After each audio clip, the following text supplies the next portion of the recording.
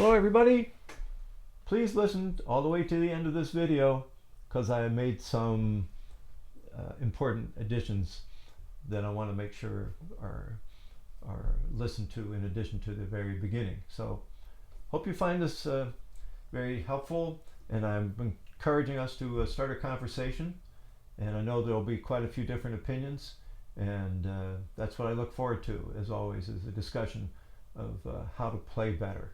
Okay, enjoy. Well, good afternoon, everybody. It's Saturday, July the 1st, 2017. Bill Bing's Trumpet Talk here, and I'm proudly wearing a Presidio Brass t-shirt that was given to me by a friend and former student, Bill Owens. Great player, and is now a member of the United States, the band at West Point. So I'm very proud of Bill, and he's come out with some fabulous recordings as well. Today I'm going to follow up with my last video about the essential tremors that I talked about a little bit in the last video, because in a conversation with a very fine trumpet player in a Skype session, we were talking about that issue because he also has been diagnosed with essential tremors. And it is a diagnosis that comes about if somebody has some kind of shaking, uncontrollable tremor. And so I was curious, obviously, to know whether the tremors I had would be considered part of a Parkinson's issue or something else. And fortunately, it is something else. My grandfather had essential tremor, and what it is, you'll be shaking until he was a surgeon, right? So he would be shaking until it came time to make an incision. Then he was smooth as butter. In fact, he was head of surgery at Columbia University, so he was major league. And so anyway, I thought, well, I've got the shaking going on, and I should have somebody take a look at it. And it was diagnosed as essential tremor. And so I was able to live with essential tremor for quite a long time. Some people have it from a very young age, I think.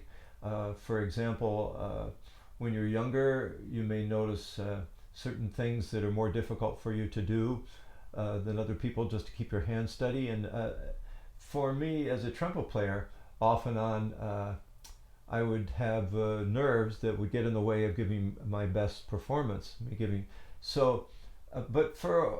I remember the first performance I gave in public, I was pretty nervous, and tone showed it, I think.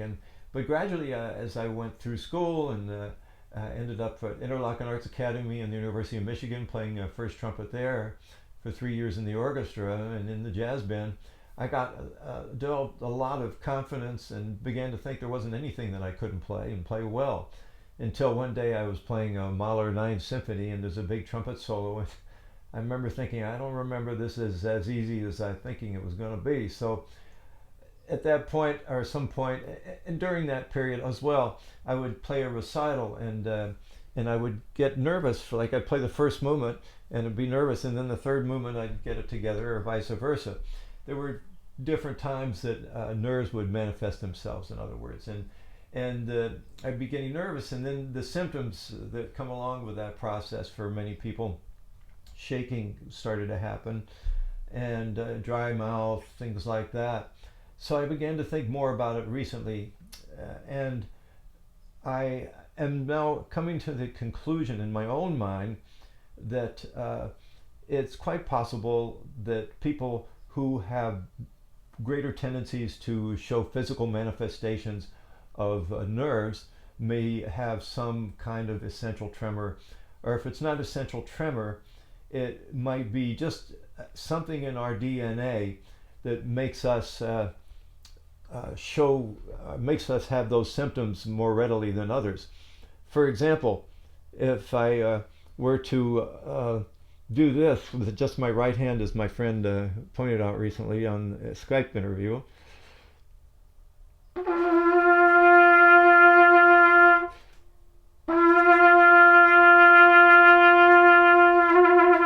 you can hear that's pretty shaky, right? Scary. Now if I use both hands,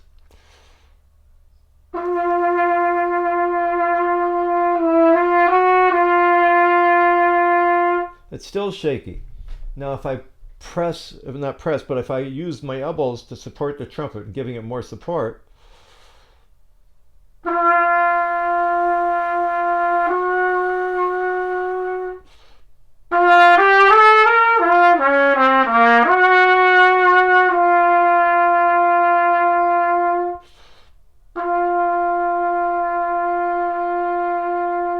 I still hear a little shaking. Some days a little worse than others. Today's pretty manageable, but you can't really hear it most of the time. And I've got a way of dealing with it now where if I'm playing something soft, which is the hardest thing to do when you do have tremors, when you're playing something soft, this is what I do.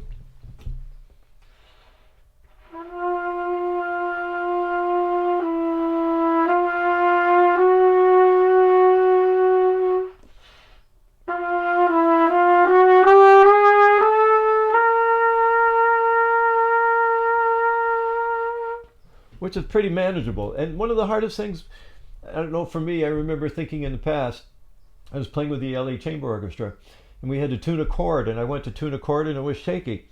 So from that point on, I said, okay, I'm going to figure out how to play a note without shaking. And so I came up with this idea of practicing and just doing nothing but long tones at the beginning of my session. So I came up with the idea, okay, if I keep my lips firm in the middle register, playing softly, I'm more inclined to get a shake.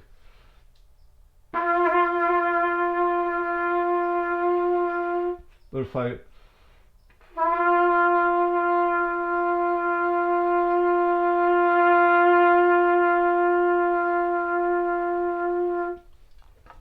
I puff my cheeks out, let my cheeks puff out, stay completely loose, I have less of a tremor.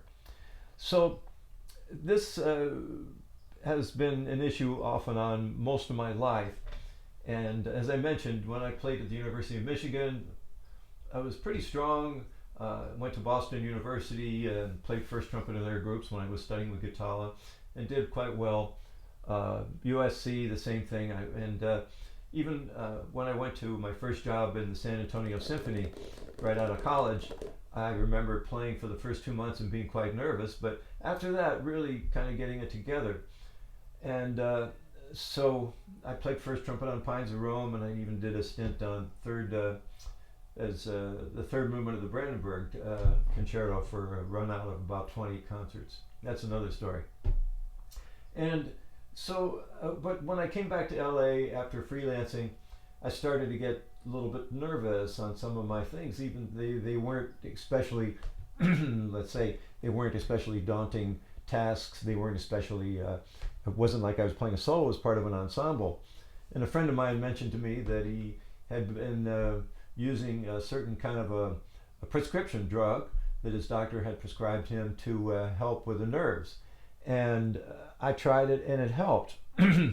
And so I started using it, but I would use it in cases where I found out that the nerves would come on more often than not in a situation that was new to me. Say if I hadn't played a recital in a while and I went to play a recital, I'd be nervous. And what would happen when I take this medication is that it's called Inderol, by the way, and I would take a very small dose of it, like 10 milligrams or something like that, before I would play. And what happens is I still get nervous, but I don't get the shaking. And I think that drug is often prescribed for people with essential tremors, though I'm not sure. And so I would take this medication and it would help.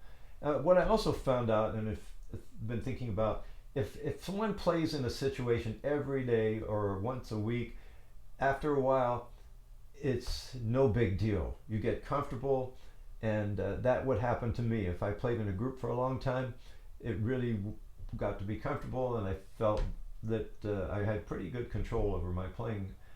So it mostly was in cases where I was doing something like playing an audition perhaps, or a recital, something like that, that I would find that the medication would be helpful.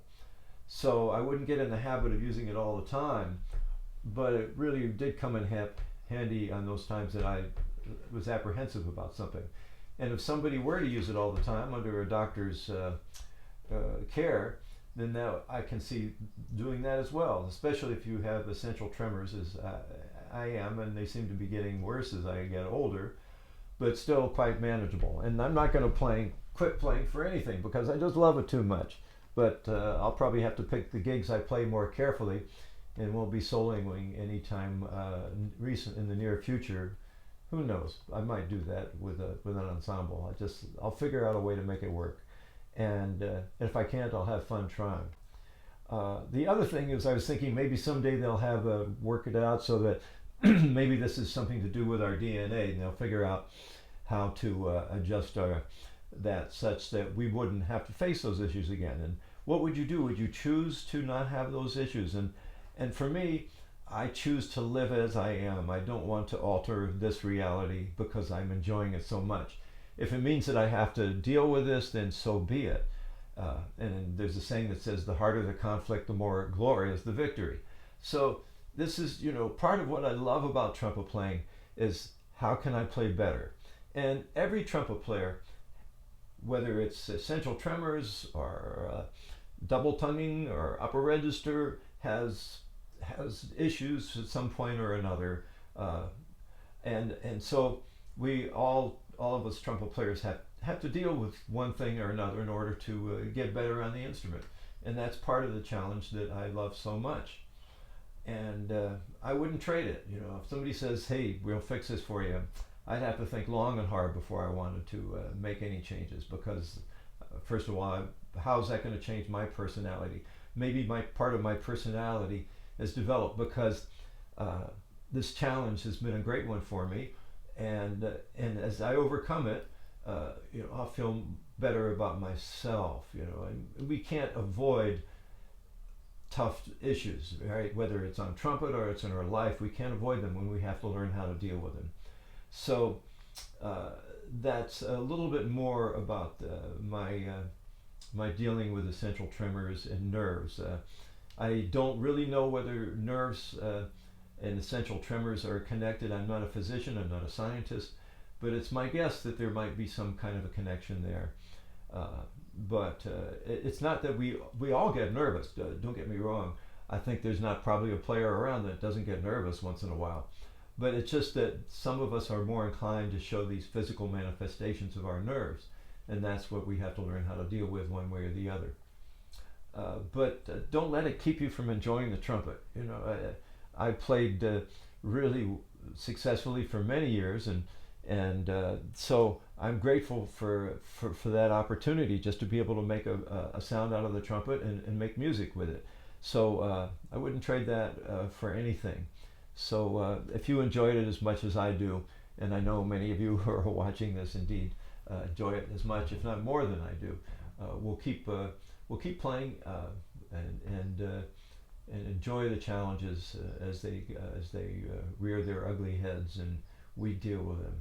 So that's it for today. Rather long one, but it's an interesting topic, and I think there will be more discussion of this. I'm sure there will be. And I look forward to the discussion as more people become comfortable talking about these types of things. In the past, it's really been under the table. Nobody wants to talk about it because it's something that we think maybe make us less of a player, less of a person or something, but nonsense. It all comes with the territory, doesn't it? And it's a great territory, and we're lucky to be here. So that's it for today. Thanks a lot for listening, and keep blowing. Bye-bye.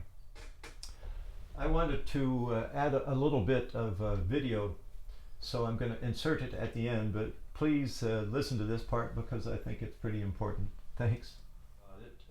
That there are many different ways to handle this, and I know people that have had good success working their way through this issue without any medications, and with positive thinking and with positive imagery, and playing a recital 30 times before you go out and play it in public. All those things really help mitigate one's nerves. So what I'm talking about is only part of what the conversation should be, so that some person might choose to use medication, another person may find out they don't need that medication and don't want it, and that's fine, that they can resolve these issues without that medication. In fact, they can do it just by playing recitals. And again, playing many recitals, positive thinking, positive imagery. And what I often would do is focus on the breath. That was a big help for me, is when I play, instead of thinking about everything else, I just focus on the breath as I breathe in. And all of a sudden, everything else kind of disappears. All of a sudden, everything is about the breath, which is, of course, what it should be anyway. Remember Jacob's wind and song. That's really what it's all about. So as I talk about all these other things, I wanted to insert this little video to make sure that you are aware, as I am aware, of all these other ways of dealing with nerves besides medication. All right? If you have an official diagnosis and you need to treat yourselves with medication, by all means do it. But be aware that there's plenty of alternatives to that, and that's really important for you to know as well.